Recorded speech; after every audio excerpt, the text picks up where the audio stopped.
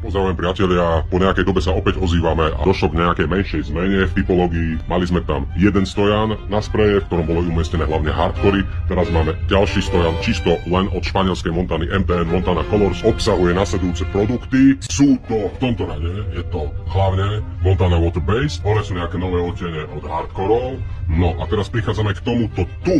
Tento tu stojaník je úplne parádny a čo obsahuje strašne veľa nových špeciálnych. Montana MTN vyrába aj tzv. Škálu technických, industriálnych a hobby sprejov, tzv. MTN Pro. Tu veľmi skrátke nejaké tie akrylové laky, syntetické laky. Okrem lakov tu máme rôzne iné efekty, ktoré sú veľmi populárne. Granit, efekt mramoru, zinkové spreje, spreje na hliníkové disky, farba, ktorá je odolná voči teplotám. Máme tu farby na brzdové strmene, antikorózna, enamelová farba, základovka na plát, plnič pre autoklampiarov, plastik primer, základovka na akékoľvek plasty, môžete potom striekať na to rôznymi farbami, antirast primer, tzv. Základovka na to, veľa fluorescentných odtieňov od Montany 9.4, efekt nerezu, farba na radiátory, seal coating, to je tzv. Gumová farba, solid thinner, veľmi populárny produkt, multipurpose vinyl coating je vinylová farba, ktorá sa na striekaní dá strhnúť, aj by alkohol, metalické farby, ale chcem sa ešte vrátiť k Montana Water Bay, v neposlednom rádne Montana Harda, toľko šmolko.